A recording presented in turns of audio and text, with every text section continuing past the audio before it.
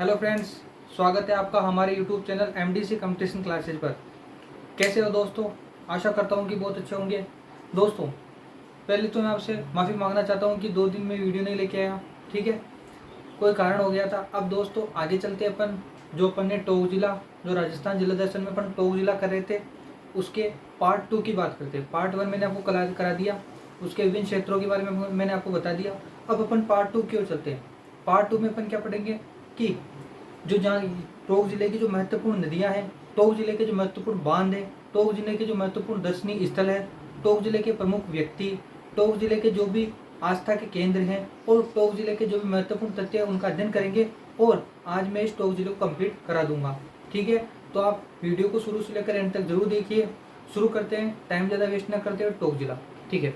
तो चलते हैं अपन टोंक जिला, जिसे राजस्थान का क्या कहा जाता है? लखनऊ। क्या कहा जाता है दोस्तों? राजस्थान का लखनऊ किसे कहा जाता है दोस्तों? टोंक को कहा जाता है। दूसरा पॉइंट क्या आता है? मीठे खरबूजों के उत्पादन के लिए प्रसिद्ध है। मीठे खरबूजों के उत्पादन के लिए क्या है? प्रसिद्ध है। मीठे खरबूज जो होते हैं, जो मीठे खरबूज होते हैं, उनके उत्पादन के लिए प्रसिद्ध है टोंक जिला, ठीक है दोस्तों। अब बात करते हैं अपन आगे। जैसे देखो दोस्तों, राजस्थान में जो पुष्कर है वो कहाँ पे स्थित है? अजमेर में। लेकिन अगर आपसे पूछे कि राजस्थान का मिनी पुष्कर, राजस्थान का छोटा पुष्कर कहाँ पर स्थित है, तो मांडकला गांव टोंक में स्थित है। ये प्रश्न बन सकता है दोस्तों, ठीक है। अब दोस्तों एक बार बताता हूँ मैं आपको कि राजस्थान पुलिस की परीक्षा जुलाई में होगी। अब मैं आपके वीडियो लगातार अच्छे से अच्छे वीडियो डालूंगा और लगभग भूगोल, हिस्ट्री, पॉलिटिकल सभी के वीडियो में डालने लग जाऊंगा, क्योंकि इतने दिन क्या अपन रोज जैसे एक दिन वीडियो डाल लेता था, दो वीडियो डालता था, ठीक है। अब रेगुलर चलेगी, सब क्लासें अपन रेगुलर कर देंगे, ठीक है।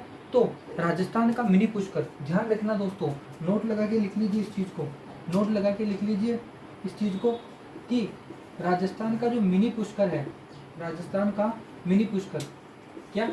राजस्थान का मिनी पुष्कर, मिनी पुष्कर किसे कहा जाता है? मांडकला गांव टोंक।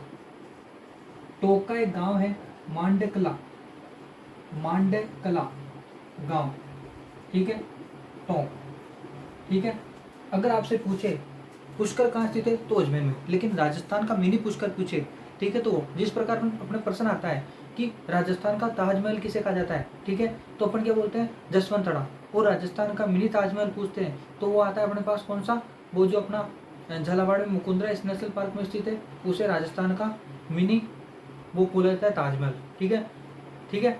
आगे चलते हैं, आगे की बात करते हैं दोस्तों।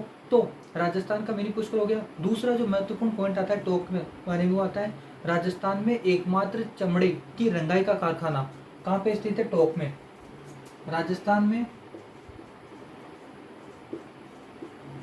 चमड़े की रंगाई का कारखाना कहाँ पे स्थित है? टोंक में, ठीक है दोस्तों। तो ये कुछ पॉइंट थे जो मैंने आपको बीच में बता दी। अब चलते हैं अपन कि टोंक जिले की महत्वपूर्ण नदियों की बात करते हैं। तो दोस्तों टोंक जिले की जो प्रमुख नदियां हैं वो आती है बनास, खारी, डाई और मासी, ठीक है। ये 4 प्रकार की टोंक जिले की विशेष नदियां हैं, ठीक है। आपको मैंने बताया था कि राजस्थान में 5 प्रकार के जो त्रिवेणी संगम होते हैं, ठीक है, जिसमें बनास, खारी, डाई, ठीक है, बनास, मांडी, मासी, ठीक है, इनके बारे में बताया था, ठीक है। तो टोंक जिले की नदियों की बात करें तो टोंक जिले की नदियाँ, टोंक की जो नदियाँ है वो कौन कौन सी आती है? इसमें महत्वपूर्ण आती है बनास, बांडी, मासी और खाड़ी, ठीक है। बनास के बारे में जब अपन नदियाँ पढ़ेंगे तो इसके बारे में पढ़ेंगे। खमनोर की पहाड़ी राजसमंद से निकलती है, ठीक है, इसे वशिष्ठी वर्णाशा कहते हैं, ठीक है। यह राजस्थान की पूर्ण बहाव की दृष्टि से सबसे लंबी नदी मानी जाती है, ठीक है, और अलग अलग नामों से इसको संबोधित किया जाता है, ठीक है। अपन पढ़ेंगे बनास नदी के बारे में, ठीक है, जब नदियाँ पढ़ेंगे। और मैं क्या करूँगा? भूगोल, हिस्ट्री सबकी वीडियो डालूंगा, ठीक है दोस्तों। तो ये बात होगी नदियों की। अब दूसरी ओर चलते हैं कि टोंक जिले के बांध कौन कौन से हैं। टोंक जिले के बांध की बात करते हैं। बांध जो अपन टोंक जिले के कौन कौन से महत्वपूर्ण बांध आते हैं, ठीक है। अगर टोंक जिले की बांध की बात करें दोस्तों, टोंक जिले के बांध की बात करें तो सबसे महत्वपूर्ण बांध आता है बिसलपुर बांध। ठीक है, जो सबसे महत्वपूर्ण बांध आता है वो कौन सा आता है? बिसलपुर बांध।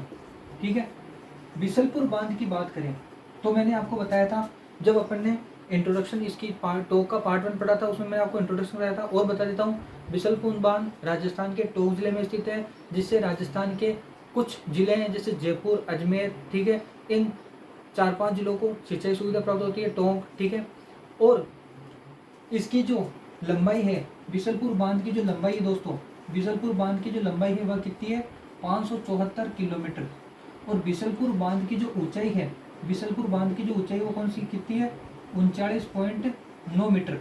ठीक है, बिसलपुर बांध की आपसे लंबाई पूछे तो 574 किलोमीटर और बिसलपुर बांध की ऊंचाई पूछे तो 39.9 मीटर। ठीक है, तो ये बांध महत्वपूर्ण है, राजस्थान की सबसे बड़ी सिंचाई परियोजना है, इसको आपको याद रखना है। बिसलपुर बांध परियोजना किस जिले से संबंधित है? टोंक से संबंधित है। दूसरी बात करें, दूसरे जो महत्वपूर्ण बांध की बात करें, ये पहला नंबर का हो गया। दूसरा जो बांध आता है, ठीक है, वो भी बहुत महत्वपूर्ण है अगर परीक्षा के दृष्टिकोण से देखा जाए। ठीक है, दूसरा जो बांध आता है वो आता है टोरडी सागर बांध। कौन सा दोस्तों?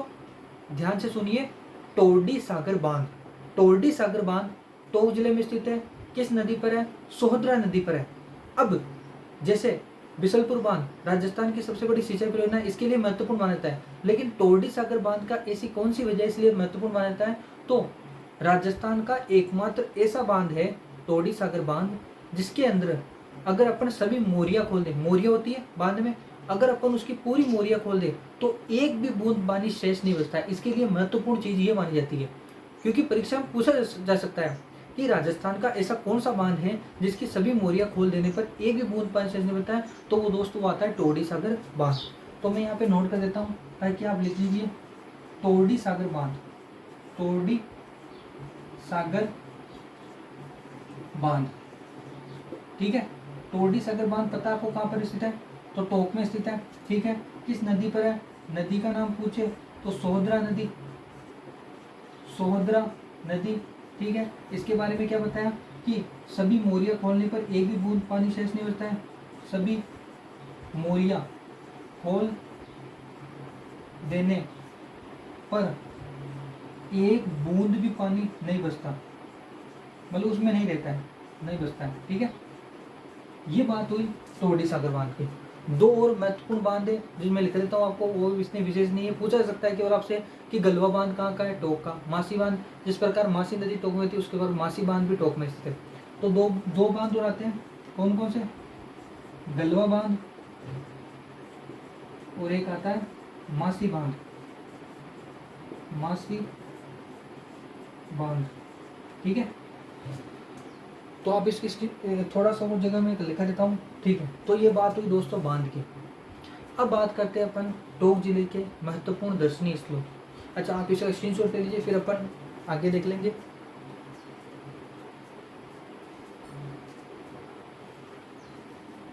ठीक है, स्क्रीनशॉट ले लिया होगा आपने, थोड़ा जल्दी करिए क्योंकि अपने पास टाइम कम है। अब पुलिस की परीक्षा आने वाली है, अपन को थोड़ा एनर्जी रखनी होगी। अब मैं वीडियो को बिल्कुल भी मतलब कि मिस नहीं करूँगा, रोज वीडियो डालूंगा और सभी के डालूंगा, भूगोल, राजस्थान हिस्ट्री, राजस्थान ज्योग्राफी सबके डालूंगा। ठीक है दोस्तों, तो चलते हैं अपन आगे की ओर चलते हैं। तो अब बात करें अपन टोंक जिले के महत्वपूर्ण दर्शनीय स्थलों की। क्या बात करेंगे दोस्तों? दर्शनीय स्थल। टोंक जिले के जो दर्शनीय स्थल हैं उनकी बात अपन करते हैं।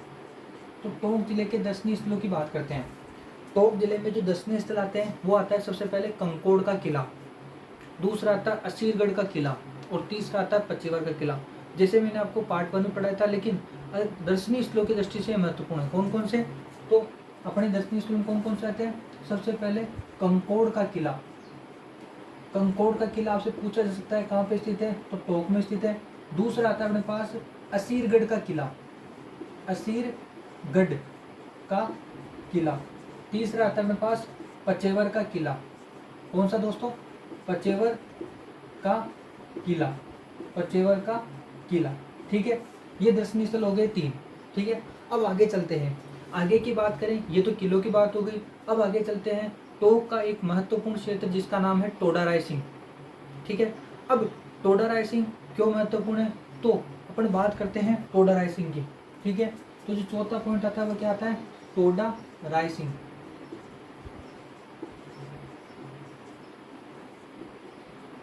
देखो दोस्तों ध्यान से सुनिए, टोडा राइसिंग के लिए कम से कम 5 से 6 चीज़ें प्रसिद्ध है।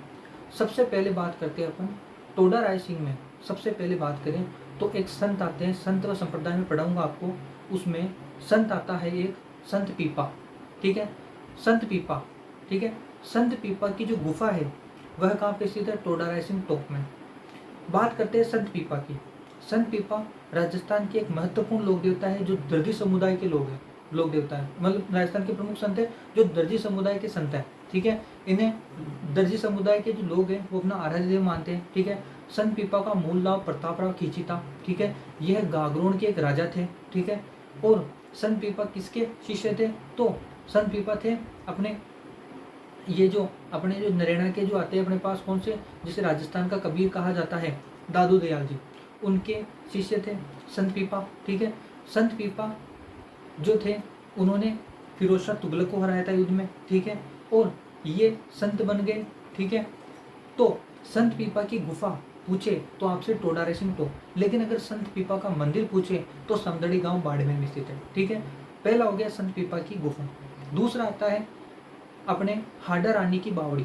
देखिए दोस्तों, हाडा रानी की बावड़ी कहाँ पे स्थित है, टोडा राइसिंग टोक। लेकिन आपसे पूछे कि हाडा रानी का जो महल है वह कहाँ पे स्थित है, सलूम्बर उदयपुर। ठीक है, आगे चलते हैं तो लाला पठान का दुर्ग। देखो आपसे पूछा जा सकता है कि लाला पठान का दुर्ग, ये तो क्या हाईलाइट चीजें हैं, कंकोड़ का किला, असीलगढ़ का किला और पचेवर का किला। ठीक है, ये आपसे पूछा भी जा सकता है, लेकिन अगर कोई परीक्षा जैसे RPSC second grade, first grade, RS में से पूछ सकता है कि लाला पठान का दुर्ग, अच्छा राजस्थान पुलिस भी अब आरएस से कम नहीं है। ठीक है, लाला पठान का दुर्ग कहाँ पे स्थित है, तो वह टोडा राइसिंग टोक में। दूसरा आता है, दूसरा पॉइंट हो गया, पहला संत पीपा की गुफा, दूसरा हाडा रानी की बावड़ी। ठीक है, तीसरा आता है सरडा रानी की बावड़ी, चौथा आता है ख्वाजा की बावड़ी, पांचवा आता है राय सिंह के महल। ठीक है, राय सिंह के महल। ठीक है, ये जो 4-5 चीजें बहुत महत्वपूर्ण है दोस्तों। ठीक है, तो अपन नोट करते हैं। सबसे पहले आती है संत पीपा की गुफा, संत पीपा की गुफा। ठीक है, दूसरा आता है हाडा रानी की बावड़ी, हाडा रानी की बावड़ी। ठीक है, तीसरा आता है सरडा रानी की बावड़ी, सरडा रानी की बावड़ी, और चौथा आता है ख्वाजा की बावड़ी, ख्वाजा की बावड़ी। ठीक है, और पांचवा आता है अपने पास लाला पठान का दुर्ग, लाला पठान का दुर्ग, और पांचवा अपने पास क्या आता है, राय सिंह के महल, राय सिंह के महल। ठीक है, तो ये जो चीजें मिलती है दोस्तों, ये कहाँ पर देखने को मिलती है, टोडा राइसिंग टोक में। ठीक है, ध्यान रखना, संत पीपा की गुफा, टोडा राइसिंग टोक, लेकिन संत पीपा का मंदिर पूछे तो समदड़ी गांव बाड़मेर में। ठीक है, दूसरा आता है सरडा रानी की बावड़ी। देखो सरडा रानी की बावड़ी टोक में, लेकिन सरडा रानी का जो महल है, वो सरडा रानी की जो महल है वो सलूम्बर उदयपुर में है। ठीक है, ख्वाजा की बावड़ी, लाला पठान का दुर्ग और राय सिंह के महल कहाँ पे स्थित है, टोडा राइसिंग टोक। ये टोक का एक महत्वपूर्ण दर्शनीय स्थल हो गया। ठीक है, अब बात करते हैं अपन आगे, जो तीसरा जो दर्शनीय स्थल आता है वो आता है अपने पास राजस्थान का एकमात्र लोकनाट्य चारबेत, जो किस जिले का प्रसिद्ध है, टोंक का। देखो टोंक में चारबेत लोकनाट्य को प्रसिद्धि किसने दिलाई, भारत में अब्दुल्ला करीम खान ने, लेकिन राजस्थान की बात करें तो फेजुल्ला का इसके प्रमुख कलाकार है। ठीक है, तो अब जो अपने पास पांचवा जो दर्शनीय स्थल आता है, दिख रहा है आपको, पांचवा जो दर्शनीय स्थल आता है वो आता है चारबेत लोकनाट्य।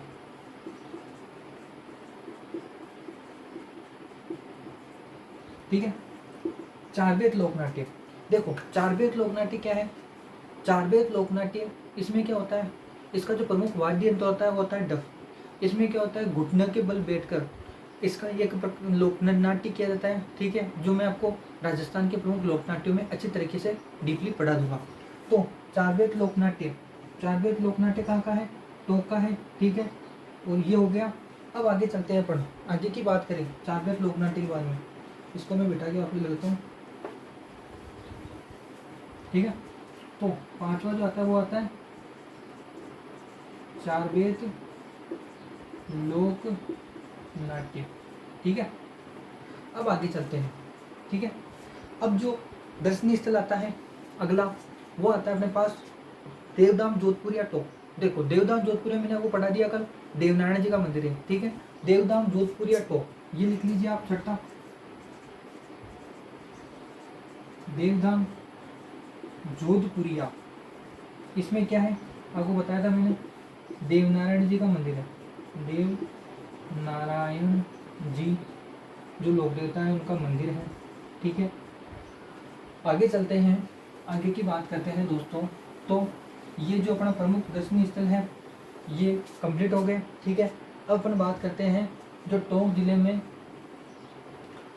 में जो अपने पास आते हैं क्या कि व्यक्ति, प्रमुख व्यक्ति की बात करें, प्रमुख व्यक्तित्व कौन कौन से टोंक जिले में। तो दोस्तों सबसे पहले जो व्यक्ति आते हैं वो आते हैं कपूर चंद पुलिस। कौन से? कपूर चंद पुलिस। जो पहले व्यक्ति आते हैं कपूर चंद पुलिस। अब कपूर चंद पुलिस क्यों मशहूर है? राजस्थान पत्रिका के संपादक जिनका जन्म कहाँ हुआ था? मालपुरा टोक में हुआ था। प्रश्न पूछा जा सकता है आपने, राजस्थान पत्रिका के संपादक, राजस्थान पत्रिका के संपादक जिनका जन्म कहाँ हुआ था? संपादक जन्म मालपुरा टोक में हुआ था, मालपुरा टोक। ये पूछा जा सकता है आपसे कि कपूर चंद पुलिस का जन्म किस जिले से संबंधित है? तो मालपुरा टोक। ठीक है, दूसरे जो प्रमुख व्यक्ति आते हैं वो आते हैं, सबसे महत्वपूर्ण पॉइंट आता है दोस्तों दामोदर दादा नहीं है, दामोदर लाल व्यास, दामोदर लाल व्यास। ठीक है, अब दामोदर लाल व्यास क्यों महत्वपूर्ण है? देखो राजस्थान, भारत का लौह पुरुष किसे कहा जाता है? सरदार वल्लभ भाई पटेल को कहा जाता है। लेकिन अगर आपसे पूछे कि राजस्थान का लौह पुरुष किसे कहा जाता है तो दामोदर लाल व्यास को कहा जाता है। ठीक है, अब लौह पुरुष क्यों कहा गया? क्योंकि जो सरदार वल्लभ भाई पटेल थे उन्होंने भारत का एकीकरण किया था, इसलिए उन्हें लौह पुरुष की उपमा दी गई। जिस प्रकार इन्होंने राजस्थान के एकीकरण में महत्वपूर्ण भूमिका निभाई थी, इसलिए अब दामोदर लाल व्यास का जन्म किस जिले से संबंधित है? टोंक से, इसलिए दामोदर लाल व्यास। ठीक है, इनके बारे में नोट लगा कर लिखिए आप। क्या? राजस्थान के लौह पुरुष, राजस्थान के लौह पुरुष। ठीक है, राजस्थान के लौह पुरुष। ठीक है, दूसरा जन्म टोंक में हुआ था। ठीक है, ये प्रमुख व्यक्ति की बात कर ली अपन ने टोंक जिले के। ठीक है, अब अपन आगे की ओर चलते हैं, टोंक के आगे की ओर चलें तो अपन बात करें अपन टोंक के महत्वपूर्ण तथ्यों की। टोंक के महत्वपूर्ण तथ्यों की बात करते हैं अपन। ठीक है, तो अपन लिखते हैं यहाँ पे महत्वपूर्ण तथ्य, यहाँ पे लिख देता हूँ मैं महत्वपूर्ण तथ्य।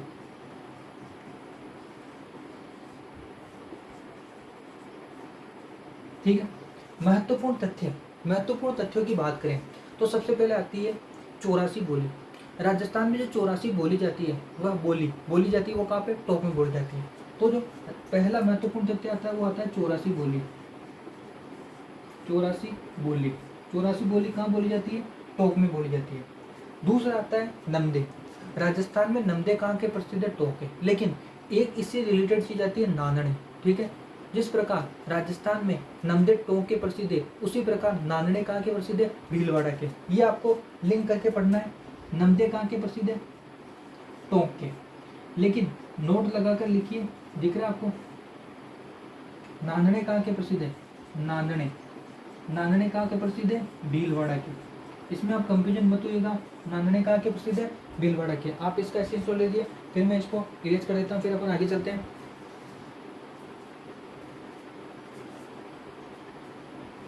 ठीक है, स्क्रीनशॉट लेने में ज़्यादा टाइम मत लगाइए, जल्दी से अपने देखो स्क्रीनशॉट कैसे लेते हैं। एक तो पावर बटन दबाइए और एक वॉल्यूम कम करने का बटन, एक साथ दोनों को दबाइए, स्क्रीनशॉट ले लिया जाएगा। ठीक है, आगे चलते हैं। आगे की बात करें दोस्तों तो दो जो महत्वपूर्ण पॉइंट हो गए अपने, एक तो 84 बोली और एक हो गया नमदे। नमदे कहाँ के प्रसिद्ध है? टोंक के। आगे चलते हैं। टोंक का जो स्वर्ण युग कहा जाता है वो नवाब इब्राहिम अली खां का काल टोंक का स्वर्ण काल कहलाता है। ठीक है, अब आपसे पूछा जाता है महत्वपूर्ण तथ्यों में टोंक का स्वर्ण युग, किसका काल माना जाता है? नवाब इब्राहिम अली खां। आपसे पूछा जा सकता है कि राजस्थान में जो टोंक जिला है उनका स्वर्ण युग किसका काल को माना जाता है? नवाब इब्राहिम अली खां के काल को माना जाता है। ठीक है, अब आगे चलते हैं, आगे की बात करते हैं दोस्तों। तो टोंक जिले का जो अगला महत्वपूर्ण पॉइंट आता है वो क्या आता है कि एक गोयल आयोग। ठीक है, गोयल आयोग, गोयल आयोग किससे संबंधित है? टोंक जिले से संबंधित है। अब ये गोयल आयोग क्या है इसके बारे में हम चर्चा करते हैं। देखो, बात है 13 जून 2005 की। ठीक है, अब बिसलपुर बांध कहाँ है? टोंक में स्थित है। तो बिसलपुर बांध की पानी की मांग करने के लिए, बिसलपुर बांध की पानी की मांग करने के लिए एक गांव आता है जिसका नाम मुझे यानी सरोवरा कैसे एक नाम है। ठीक है, तो वहां पर लोगों ने पानी की मांग की और पुलिस ने गोलियां चलाई। पुलिस ने गोलियां चलाई तो 5 लोगों की मृत्यु होगी। उन 5 लोगों की मृत्यु की जांच करने के लिए अनूप चंद गोयल के अध्यक्षता में गोयल आयोग गठित किया गया। तो आपसे पूछा जा सकता है कि गोयल आयोग किससे संबंधित है? तो टोंक से संबंधित है। ठीक है, तो ये हो गया अपना। अब चलते हैं गोयल आयोग। गोयल आयोग कब का है? 5 कब का है? 5 जून 2003। ठीक है, 5 जून 2003 का है। ठीक है, बिसलपुर बांध की पानी की मांग करने के लिए नहीं, 17 जून 2005, सॉरी 17 जून 2005। ठीक है, बिसलपुर बांध की पानी की मांग के लिए। ठीक है, बिसलपुर बांध के पानी की मांग के लिए। ठीक है, तो पुलिस ने गोलियां चलाई। किसने गोलियां चलाई? पुलिस द्वारा गोलियां चलाई गई। ठीक है, इसलिए क्या गठित किया गया? गोयल आयोग। ठीक है, अगली बात करते हैं अपन, अगले पॉइंट की ओर चलते हैं टोंक जिले की। तो वो आता है दोस्तों बिचपुरिया स्तंभ लेक। बिचपुरिया स्तंभ लेक, बिचपुरिया स्तंभ लेक 223 ईस्वी का। ठीक है, बिचपुरिया स्तंभ लेक उनियारा गांव टोंक में स्थित है। ठीक है, अब ये क्यों प्रसिद्ध है? क्योंकि राजस्थान में यज्ञ अनुष्ठान मतलब जो यज्ञ हुए उनका यज्ञ और अनुष्ठान है उनका पता किस में लगता है? किस शिलालेख में होता है? बिचपुरिया स्तंभ लेक टोंक। ठीक है, तो अब अगला पॉइंट आता है बिचपुरिया स्तंभ लेक कहाँ का है दोस्तों? उनियारा गांव टोंक, उनियारा टोंक। ठीक है, अब इसमें क्या पता पड़ता है? यज्ञ अनुष्ठान, यज्ञ अनुष्ठान का प्रमाण कहाँ मिलता है? बिचपुरिया स्तंभ लेक टोंक में मिलता है। ठीक है, आगे की बात करें तो मैंने आपको पढ़ा दिया अरबी फारसी शोध संस्थान। अरबी फारसी शोध संस्थान मैंने आपको एक बात बताना भूल गया था। अरबी फारसी शोध संस्थान का स्थित टोंक में, इसका नया नाम मौलाना अबुल कलाम आजाद शोध संस्थान है। इसमें औरंगजेब द्वारा लिखित अमालेगिरी कुरान और शाह द्वारा लिखित कमालेगिरी कुरान है। आलमगिरी कुरान, औरंगजेब द्वारा लिखित कमालेगिरी कुरान, शाह द्वारा लिखित जो काव्य मिलता है अरबी फारसी शोध संस्थान में, अभी इसका साक्ष्य मिलता है। तो अरबी फारसी शोध संस्थान। ठीक है, इसमें क्या मिलता है? औरंगजेब द्वारा लिखित आलमगिरी कुरान, आलमगिरी कुरान। ठीक है, किसके द्वारा लिखित है? औरंगजेब द्वारा लिखित, औरंगजेब द्वारा लिखित। ठीक है, और कमालेगिरी कुरान। ठीक है, ये तो पहला हो गया। और दूसरा कमालेगिरी कुरान, ये किसके द्वारा लिखित है? शाहजहां द्वारा। अब ये दोनों कहाँ स्थित है? तो अरबी फारसी शोध संस्थान में स्थित है ये दोनों। ठीक है, आपसे पूछा सकता है, हाईलाइट चीजें पूछा सकता है। ठीक है दोस्तों, तो राजस्थान का जो टोंक जिला है वह लगभग कंप्लीट हो गया दोस्तों। अगर कोई भी चीज़ में से छूट गई है, जैसे Rajasthan state tanneries limited Tonk में, ये लिख लीजिए, Rajasthan state tanneries limited, Rajasthan state tanneries limited कहाँ पे स्थित है? तो टोंक में स्थित है। ठीक है, तो दोस्तों मैंने बता दिया केंद्रीय बेहद अनुसंधान केंद्र विनगर टोंक में, वो तो मैंने बता दिया, वो भी नहीं छूटा। ठीक है, तो दोस्तों ये था हमारा वीडियो, टोंक जिले का पार्ट 2 कंप्लीट हो गया। ठीक है, अब मिलते हैं नेक्स्ट वीडियो में वीडियो अच्छा लगा है तो लाइक कीजिए, अपने दोस्तों को शेयर कीजिए, सब्सक्राइब करना ना भूलें, ताकि मेरी पल पल की वीडियो को मिलती रहे। ठीक है दोस्तों, वीडियो कैसा लगा कमेंट करके बताइए, ज़्यादा से ज़्यादा लोगों को शेयर कीजिए। ठीक है दोस्तों, thank you, goodbye, good night. ठीक है।